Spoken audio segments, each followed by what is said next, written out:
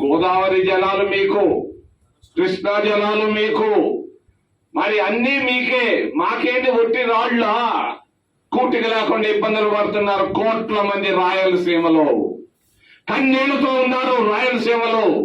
వీళ్ళు కరువులు, కాటకాలు, రైతుల ఇబ్బందులు, పేద ప్రజల ఇబ్బందులు మీకు గుర్తు రావటం లేదా? ఓ చంద్రబాబు,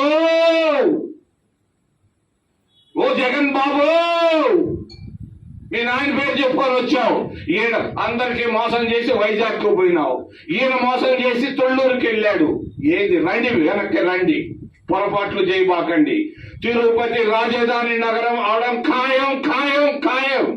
ఎవడు ఆపలేడు. నేను చెప్తున్నాను, ప్రజా ఉద్యమం మొదలు కాబోతుంది. జాగ్రత్త చంద్రబాబు, జాగ్రత్త జగన్ బాబు అని తెలియజేస్తున్నాను.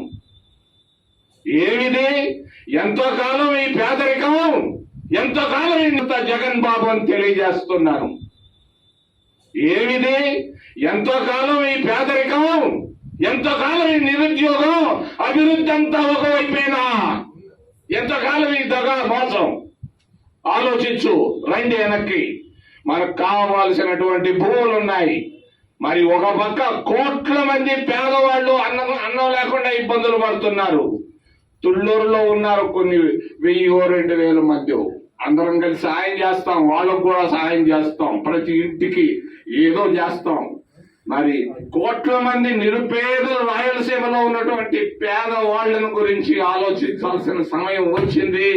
రాజధాని తిరుపతిని చేయాల్సిన అవసరం వచ్చింది. చేస్తాం, చేసి తీరుతాం, ఎంత అడ్డం వచ్చినా కూడా. మూడో విషయం, నేను ఈ మధ్యంతా చాలా కాలం తిరుగుతూ వచ్చాను. గుడిసెల్లోకి వెళ్ళాను,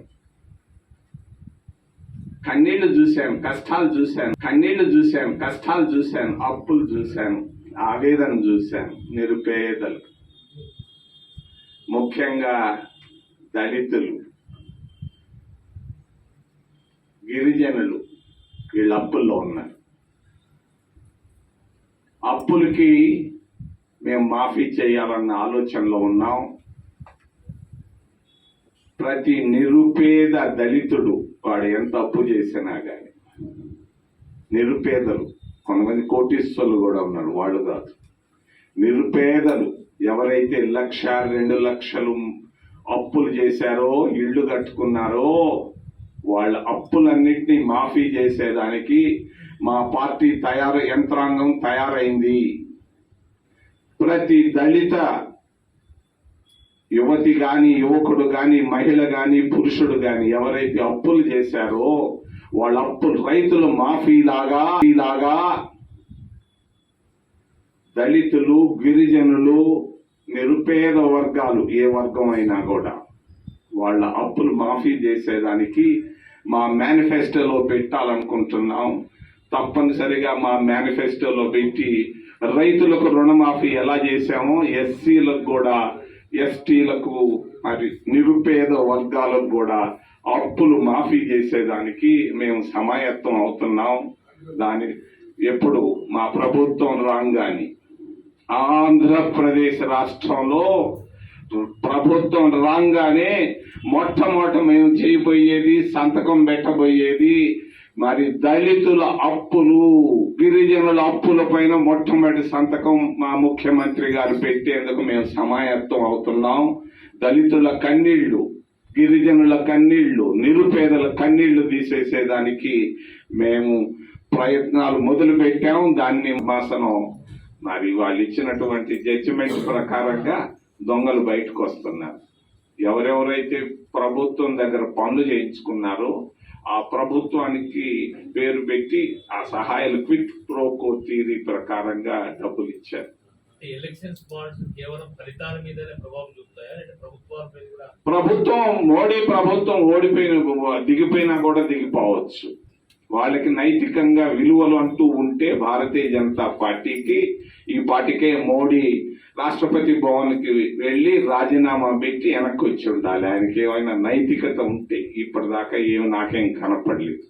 ఆయన నైతిక విలువలు సున్నా అనేది మనకి ఇంకొక 24 గంటల్లో తెలిసిపోతుంది. ఆయన పోయి పెడితే రాజీనామా, అప్పుడు ఎస్. అంటే భారతీయ జనతా పార్టీ ఒకటే చేసింది, ఇంకా మొత్తం బ్యాంకింగ్ వ్యవస్థ కూడా ఇందులో ఉందని చెప్పేసి అది ప్రభుత్వం, మొత్తం ప్రభుత్వం. బ్యాంకింగ్ అంటే ఏంది? ప్రభుత్వమే కదా. ఊరికే అటానమస్ అని పేరుకే గాని మొత్తం పలానాయనకి ఒక 1000 కోట్లు ఇవ్వమంటే వీళ్ళు ఫోన్ చేసి చెప్తే వాళ్ళు ఇస్తున్నారు. ఒకప్పుడు లాగా లేదు. అటానమస్ యాటిట్యూడ్ అనేది పోయింది బ్యాంకింగ్ లో. ఇందిరాగాంధీ జాతీయం చేసింది. ఎందుకు జాతీయం చేసింది? పేదవాళ్ళకు అందుబాటులో ఉండేటట్టుగా, మధ్యతరగతి వాళ్ళకి అందుబాటులో ఉండేటట్టుగా. ఈ రోజు కోర్టులు అనేవి, బ్యాంకులు అనేవి కోటీశ్వర్లకు అందుబాటులో ఉన్నాయి, కార్పొరేట్స్ కి అందుబాటులో ఉన్నాయి. వాళ్ళ సేవల్లో తరిస్తున్నారే గాని పేదవాడికి ఒక్కడికి లోన్ ఇచ్చినట్టుగా తిరుపతిలో నేను ఈ రోజు దాకా వెళ్ళలేదు, రాష్ట్రంలో కూడా ఇవ్వలేదు. అంతే కదా సార్, ఎలక్షన్స్